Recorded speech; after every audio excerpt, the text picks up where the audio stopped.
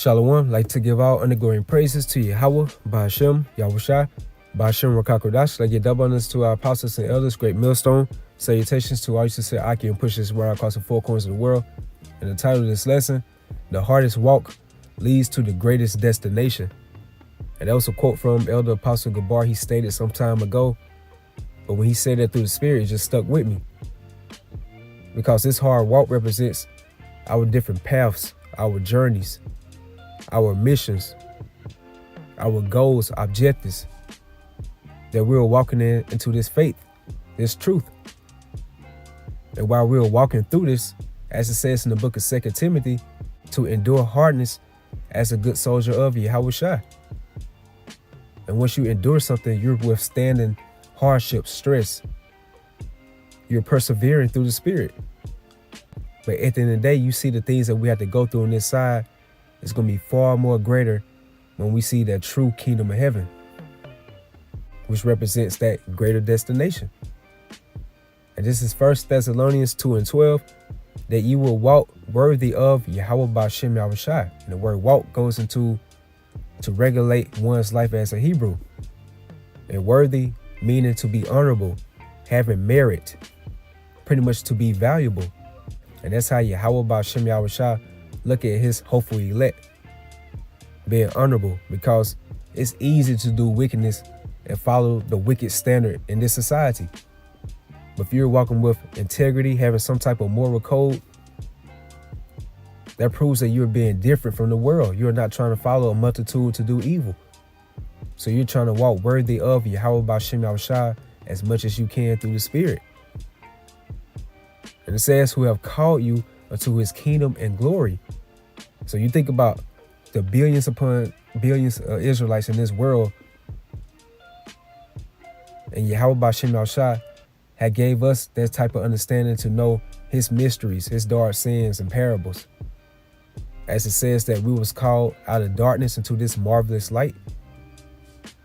So we're being called unto Yahweh Ba'ashem Yahushua's kingdom and his glory. And first and foremost, it starts with the knowledge. Then it will lead to salvation. As it says in the book of 1 Corinthians, the 15th chapter, how our bodies will be changed in the twinkling of an eye, Abaratazat. And that will lead into the glory, which represents the kingdom of heaven. Verse 13, for this cause also thank we the Most High without ceasing, as it says, to pray without ceasing.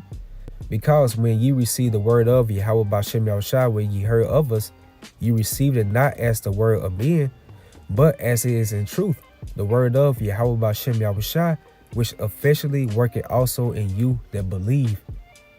And our belief factor is a major stepping stone in this truth, because a lot of people do not believe. So by you believing, having the faith in Yahweh Ba'ashem Yahushua, no matter what you're going through, there's a special gift to have. And when you have a gift, it's not given to everybody. Which leads me to the book of Ephesians, the 2nd chapter and the 8th verse. For by grace are ye saved through faith, and that not of yourselves, it is a gift of Yahweh Ba'ashem Yahushua. So like I stated, a gift is not given to just anyone. Just like in the NBA, the NFL, the MLB, and the list goes on of all these different major league sports associations, those particular players have their own gifts that was given to them by Yahweh Ba'ashem Yahushua, which is not given to everyone to play professional sports. But we have the spirit of prophecy, which is a very special, valuable gift that's not given to all the Israelites. And damn sure it's not given to these other nations. So by that alone, you stand out, which is a gift of Yahweh Ba'ashem Yahushua. And that leads me to the book of Ecclesiasticus, the 2nd chapter and the 3rd verse. Cleave unto him and depart not away, meaning cleave unto Yahweh Ba'ashem Yahushua. And how you do that? You follow the Lamb whithersoever he goeth. The men that he set up in the Spirit, the great examples from the apostles and elders, great millstone, and all the sincere Akim on down. You're constantly being involved in the Spirit by watching videos, doing lessons, just growing more in the Spirit, praying, fasting. So by that, you're cleaving unto him. And you're building a connection with your Creator. And it says that thou mayest be increased at thy last end. So that last end represents when Yahushua comes back, according to the book of 2nd Ezra, the 13th chapter. When he comes back, he's going to come wax strong with the thousands of heaven, which represents the angels, the chariots. And linking up with the book of Isaiah, the 40th chapter, it goes into how the Most High's strong arm, which represents Yahushua, his right-hand man. And when Yahushua comes back, it's stated that he's going to have his reward with him. And we know that Yahweh B'Shem Yahushua is perfect balance. So his reward on the right-hand side is going to be given to the elect of the nation of Israel, the ones that stood stiffly for his name. And part of that is receiving those new bodies, those new glorious bodies into those glorious chariots. Our bodies being fashioned unto like Yahushua. So that represents the good reward. But also you have the bad reward, which is going to be given to the ones of our people that do not want to accept Yahweh B'Shem Yahushua. You would rather worship the image of Baal, which represents the image of Satan, and not your creator, Yahweh B'Shem Yahushua. So that's why I stated how the slain of the Lord should be many, and how he's going to plead with all flesh. So he's going to have a reward on the good side, a reward on the bad side.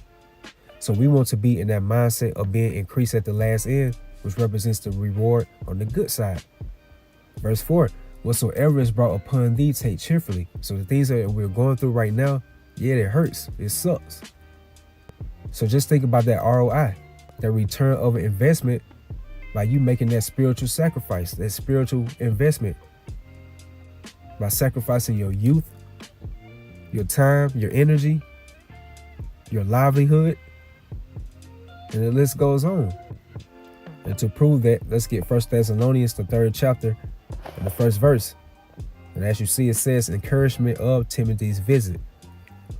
Wherefore, when you could no longer forbear, we thought it good to be left at Athens alone, and sent Timotheus, our brother and minister of Yahweh, and our fellow laborer in the gospel of Yahushua, to establish you and to comfort you concerning your faith. Verse 3, that no man should be moved by these afflictions. So the things that we're going through, we can't be troubled by it. And let's see why. For yourselves know that we are appointed thereunto, meaning that Yahweh B'Shem Yahushua has each and every single brother as the hopeful elect to go through their different trials and tribulations. It's going to be customized, only meant for you. Because the things that one brother can go through, another brother might not be able to go through it. So that what it goes into about being appointed, meaning being customized, being designated, which goes back to this lesson. Our hardest walk leads to the greatest destination. So that no man should be moved by these afflictions, for yourselves know that we are appointed thereunto.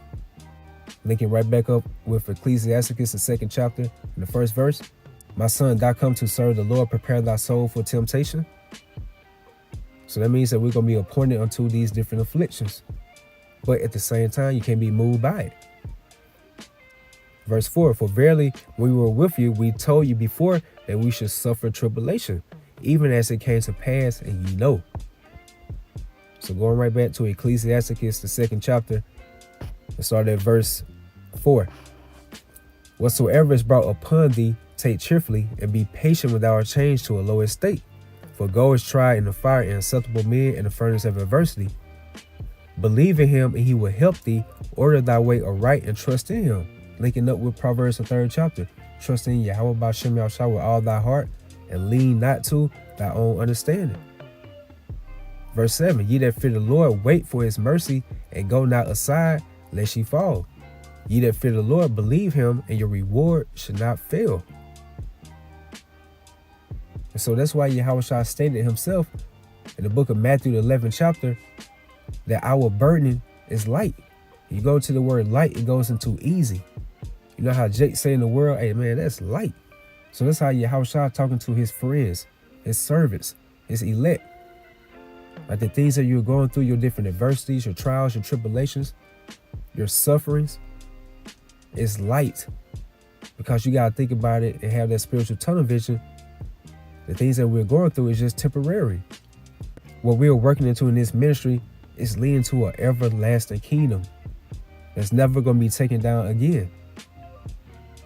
A Apostle Paul himself stated in the book of 2 Corinthians, the 4th chapter, for our light affliction is but for a moment. So that's a good way to look at it through the spirit. The things that you're going through right now, it's not going to be forever. Even though it sucks right now, yes, I agree. But at the same time, just think about the outcome. Be optimistic in the spirit, thinking about, hey man, we have a kingdom actually coming for us, only designated and designed for us. That's the hopefully elect of the nation of Israel. Which leads me to verse 9. Ye that fear the Lord, hope for good and for everlasting joy and mercy. Because you read into the book of Psalm, the 126th chapter, it goes into that we were like them that once dreamed, basically saying that these things that we're going through in this captivity, it was like an all bad nightmare. Once we wake up figuratively, which goes into like the kingdom of heaven, later on in that chapter, it goes into they that sow in tears shall reap in joy. And that joy is going to be an everlasting joy and mercy that's only going to be presented to the nation of Israel, beginning with the elect.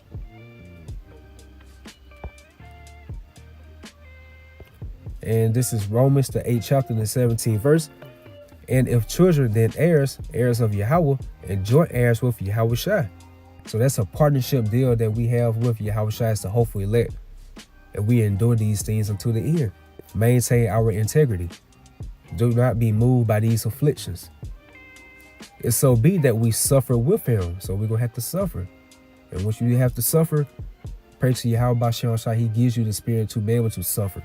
And you suffer patiently. Blessed is the man that hope and quietly wait for the salvation of the Lord, that we may also be glorified together. And how's that? By our bodies being fashioned to like Yahweh Shai's body. A perfect type of body. No hurt, no pain, no more tears, no more troubles. So that's something to look forward to as the hopeful elect. Verse 18, for I reckon that the sufferings of this present time are not worthy to be compared with the glory which shall be revealed in us.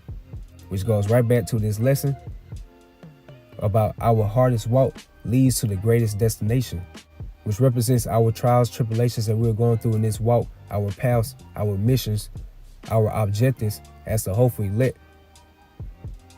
It's not going to be compared to the everlasting joy, mercy, and glory that Yahweh B'Shem Shai is going to present to those that wait upon him.